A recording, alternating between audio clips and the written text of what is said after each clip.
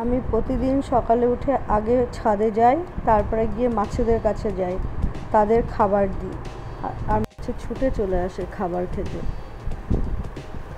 মাছেদের সাথে আমাদের মুক্তির খুব বন্ধুত্ব। মুক্তিকে ছাড়িনি, মুক্তি এত দুষ্ট হয়ে গেছে, মাঝে মাঝে আমাদের ছাদ দিয়ে অন্য বাড়ির ছাদে চলে যায়। 4-5 বার চলে গেছে, তাই ওকে বন্ধ করে রাখি, ওকে একদম ঘরে নিয়ে যাই। আর মুক্ত আমার সাথেই থাকে, আমাকেও ফলো করে আর আমার সাথে মিউ মিউ মিউ মিউ করে, বুঝলেন? আমার মাঝে মাঝে মনে হয় মুক্তির থেকে মুক্তিই হচ্ছে আমার সবথেকে বড় কিউট ফ্যান। ও আমাকে ভীষণ ভালোবাসে, ওই জন্য আমাকে ছেড়ে কোথাও যায় না। আপনারাও কি আমার মতন এমন মুহূর্ত উপভোগ করেন বলুন তো? যদি উপভোগ করে থাকেন অবশ্যই কমেন্টের মাধ্যমে জানাতে ভুলবেন না। কিন্তু আমি এইগুলো খুব উপভোগ করি।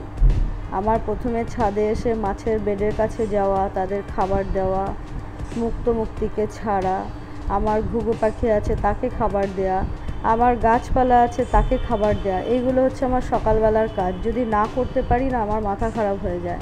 কষ্ট হলেও আমি এদের ভালোবাসার টানে ছুটে আসি। এরা কিন্তু আমাকে নিঃস্বার্থভাবে ভালোবাসে, আমি ভালোবাসি তাই ওরা ভালোবাসে।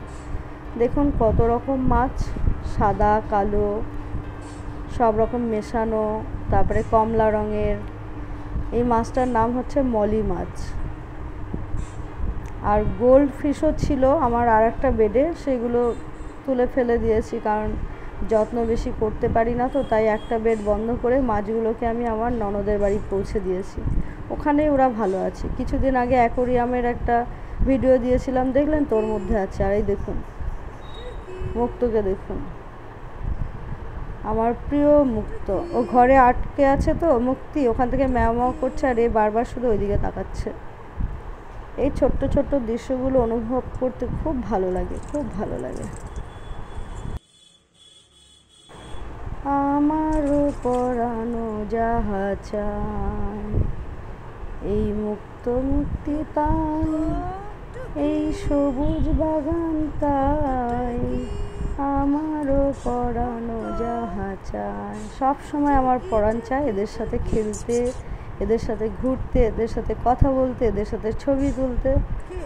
আমি খুব প্রকৃতি পাগল, আমি খুব পশু পাখি পাগল। কে কে এরকম আছেন অবশ্যই জানাবেন।